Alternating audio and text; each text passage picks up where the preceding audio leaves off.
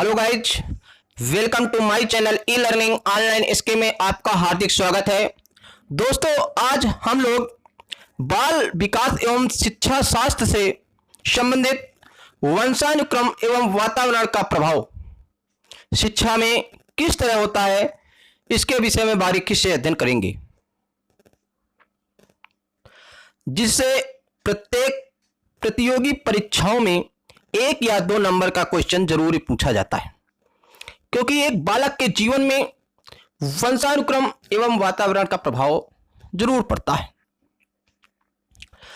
तो आओ हम लोग अध्ययन करते हैं, और इसी तरह के वीडियो सबसे पहले पाने के लिए हमारे चैनल ई लर्निंग ऑनलाइन एसके को सब्सक्राइब करें और नोटिफिकेशन बेल दबाना बिल्कुल ना भूलें। तो बालक के विकास की प्रक्रिया में बालक का जो विकास होता है, बालक के विकास की प्रक्रिया में विभिन्न बाह्य और आंतरिक कारकों की महत्वपूर्ण योगदान होता है। बालक के विकास को प्रभावित करने वाले प्रमुख बाह्य कारक हैं, जिनमें सामाजिक, आर्थिक स्थिति विशेषक एवं वातावरण, जन विशेषक आदि। जबकि बालक के विकास को प्रभावित करने वाले प्रमुख आंतरिक कारक हैं शारीरिक, बौद्धिक विशेषक, संवेदनात्मक, सामाजिक, वंशानुगत आदि। देखिए, बालक के विकास में वंशानुक्रम का क्या प्रभाव पड़ता है, और हम लोग चर्चा करते हैं। वंशानुक्रम माता पिता से संतान को प्राप्त होने वाले गुणों का नाम है। वंशानुक्रम का बालक पर निम्न रूप से प्रभाव पड़ता है।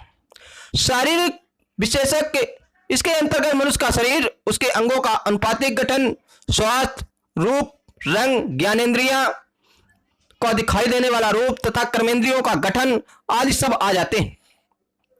इनमें से अलग व्यक्ति अलग अलग बातों को देखकर प्रभावित होते हैं।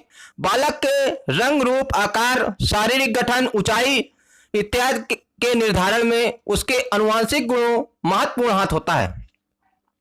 बालक के आनुवंशिक गुण उसकी बुद्धि एवं विकास को भी प्रभावित करते हैं।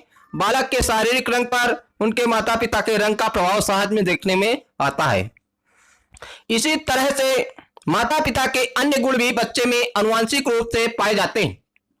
इसके कारण कोई बच्चा अति प्रतिभाशील एवं सुंदर हो सकता है, एवं कोई अन्य बच्चा शारीरिक एवं मानसिक रूप से कमजोर भी हो सकता है।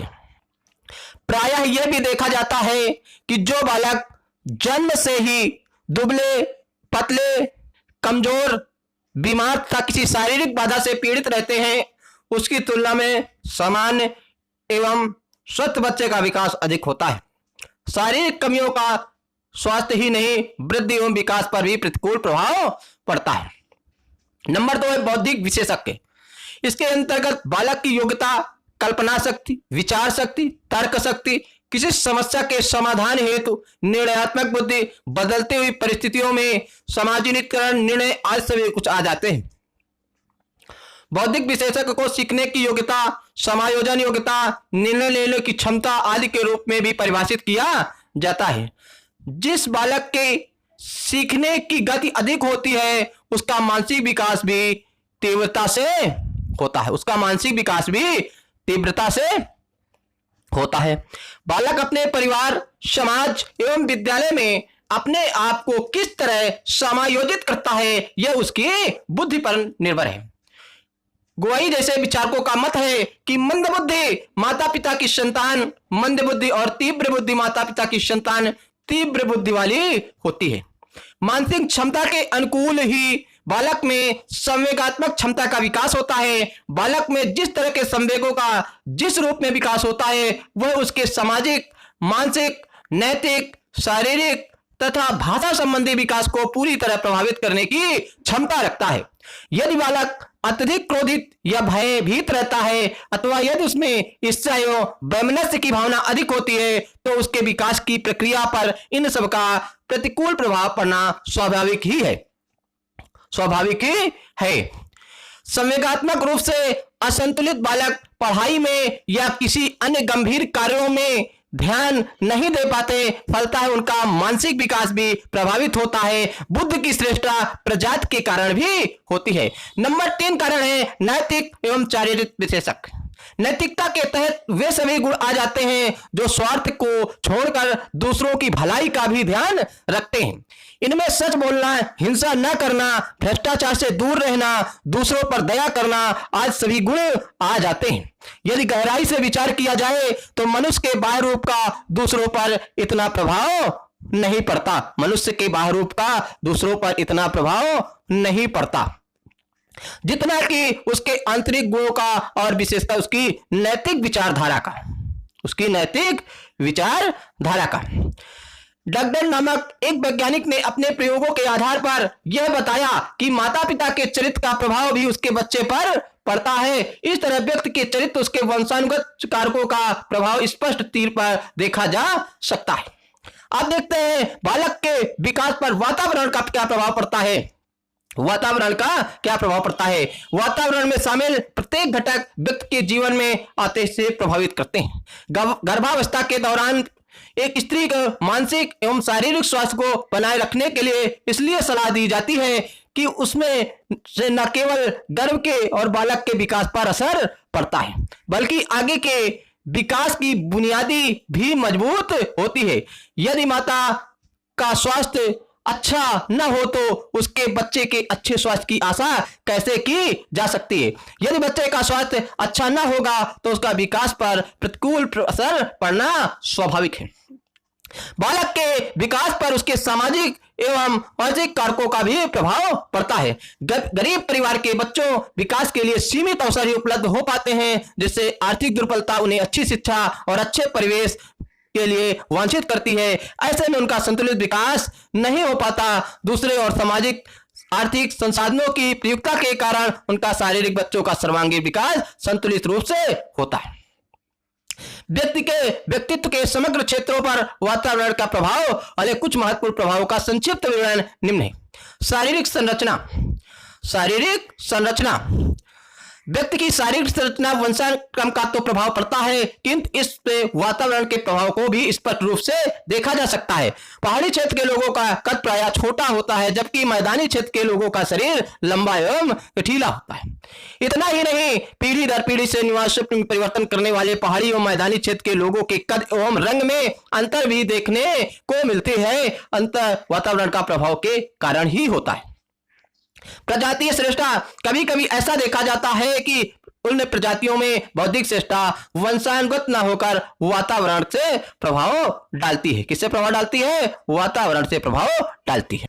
ऐसा इसलिए होता है कि उनके पास श्रेष्ठ सामाजिक, शैक्षिक एवं सांस्कृतिक वातावरण उपलब्ध है। यदि किसी विद्वान एवं महान व्यक्ति के बच्चे को ऐसी जगह छोड़ दिया जाए जहां का शैक्षिक, सांस्कृतिक एवं सामाजिक वातावरण उचित ना हो तो उसका अपने पिता की तरह महान बनना बहुत ही कठिन हो जाता है। व्यक्तित्व विकास। किसी भी व्यक्ति के व्यक्तित्व निर्माण में वंशानुक्रम की अपेक्षा वातावरण का अधिक प्रभाव पड़ता है। कोई भी व्यक्ति उपयुक्त वातावरण में रहकर अपने व्यक्तित्व का निर्माण करके आगे बढ़ सकता है और महान बन सकता है। बालक का सर्वांगीण विकास। बालक के सर्वांगीण विकास में वातावरण का काफी योगदान होता है। बालक के शारीरिक, मानसिक, सामाजिक एवं संवेगात्मक विकास आदि पर वातावरण का सकारात्मक प्रभाव देखने को मिलता है। मानसिक विकास। गोर्डन नामक वैज्ञानिक के अनुसार उचित सामाजिक और सांस्कृतिक वातावरण न मिलने के कारण मानसिक विकास की गति धीमी हो जाती है। यह विकास में नदियों के किनारे रहने वाले बच्चों का अध्ययन करके सिद्ध किया है। इन बच्चों का वातावरण गंदा और समाज के अच्छे प्रभाव से दूर था। अतः अध्ययन यह बात सामने आई कि गंदे एवं समाज के दूर प्रभाव से दूर रहने के कारण बच्चों के मानसिक विकास पर प्रतिकूल असर पड़ा। बच्चे के मानसिक विकास पर प्रतिकूल असर पड़ा। उपयुक्त वर्णन स्पष्ट है कि वंशानुक्रम एवं वातावरण एक दूसरे के पूरक हैं, अर्थात एक ही सिक्के के दो पहलू हैं। जैसे एक बाग में जितनी आवश्यकता एक माली की होती है उतनी आवश्यकता पेड़ की भी होती है। जैसे इंजन को चलने के लिए उतना इंपॉर्टेंट इंजन का है जितना तेल का। जैसे कहते हैं कि किसी ऊसर में अगर अच्छा बीज ही बो दिया जाए, किसी ऊसर खेत में अगर अच्छा बीज बो दिया जाए तब भी खेती अच्छी पैदावार नहीं होगी, या किसी अच्छे खेत में खराब बीज बो दिया जाए तब भी अच्छी पैदावार नहीं होगी। इन बातों से भी स्पष्ट हुआ कि शिक्षा की किसी योजना में वंशानुक्रम और वातावरण को ठीक उसी तरह पृथक नहीं किया जा सकता जिस तरह की आत्मा एवं शरीर को। इस प्रकार स्पष्ट है कि बालक के सम्यक एवं संतुलित विकास के लिए वंशानुक्रम एवं वातावरण दोनों का संयोग अनिवार्य है। दोस्तों, यह रहा शिक्षा शास्त्र एवं बाल विकास से संबंधित वंशानुक्रम और वातावरण से संबंधित कुछ महत्वपूर्ण जानकारी। और हमारे इसी तरह के वीडियो सबसे पहले पाने के लिए चैनल को सब्सक्राइब करें और बेल आइकन को दबाना बिल्कुल ना भूलें। अगले वीडियो में जल्द ही मिलते हैं, तब तक के लिए नमस्कार, धन्यवाद, वंदे मातरम।